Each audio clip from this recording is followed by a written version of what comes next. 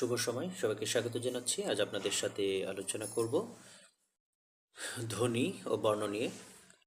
ভাষার মৌলিক অংশ হলো চারটি: ধ্বনি, শব্দ, বাক্য, অর্থ।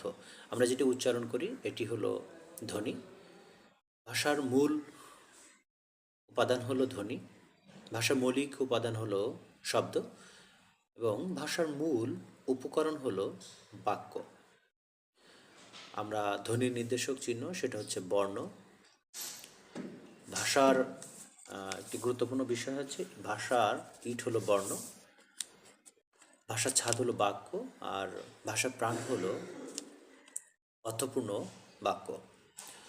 ধ্বনি এবং বর্ণমালায় গুরুত্বপূর্ণ আরও তথ্য বাংলা বর্ণমালা আছে একটি, তার মধ্যে বর্ণ আছে 50টি, স্বরবর্ণ আছে 11, ব্যঞ্জন বর্ণ আছে 39টি, মৌলিক ধ্বনি আছে 37টি। এর মধ্যে মৌলিক স্বরধ্বনি আছে 7টি, মৌলিক ব্যঞ্জন ধ্বনি আছে 30টি, আবার যৌগিক স্বরধ্বনি আছে 25টি। অধ্যাপক আব্দুল হাই ভাষাবিজ্ঞানী, উনি স্বরধ্বনির সাথে একটি নতুন ধ্বনি যুক্ত করেছেন স্বরবর্ণের সাথে, সেটা হলো এই যে ফলে আকার। যৌগিক স্বরধ্বনি আছে 2টি, ওই এবং ঔ।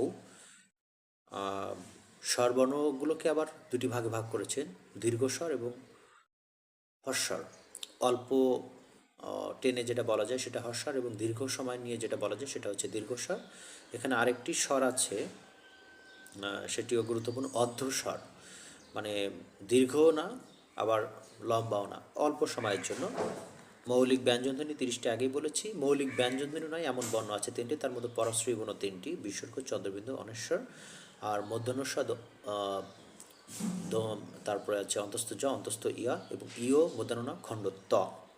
নাসিক্য বর্ণ আছে 7টি, আর নাসিক্য ধ্বনি আছে 3টি, শীষ বর্ণ আছে 3টি, এরপরে শীষ ধ্বনি আছে 2টি, পরাশ্রয়ী উষ্ম বর্ণ আছে 4টি, উষ্ম ধ্বনি আবার 3টি, পরাশ্রয়ী বর্ণ 3টি, এর কোনো ধ্বনি নেই। তাড়নজাত ধ্বনি আছে 2টি, কম্পনজাত ধ্বনি আছে 1টি, পার্শ্বিক ধ্বনি আছে 1টি, নীলিন বর্ণ আছে 1টি, যে বর্ণে কোনো কার নেই। আর কণ্ঠধ্বনি আছে, কণ্ঠবর্ণ আছে 5টি, কণ্ঠমূলীয় বর্ণ আছে 1টি, তালব্য বর্ণ আছে 6টি, তালব্য বর্ণ আছে 5টি, মধ্যবর্ণ আছে 6টি, আবার দন্তবর্ণ 4টি, দন্তমূলীয় বর্ণ 4টি, অষ্টবর্ণ আছে 5টি। ব্যঞ্জনবর্ণের সংক্ষিপ্ত রূপকে আমরা জানি ফলা বলে। ফলা হচ্ছে 6টি, ফলা হলো ম, জ, র, ল, ব, আর একটা হচ্ছে ন। ব্যঞ্জনবর্ণের একটা বিকল্প রূপ আছে, সেটাকে বলা হয় অনুবর্ণ, ফলা, রেফ, বর্ণ সংক্ষেপ। ধন্যবাদ।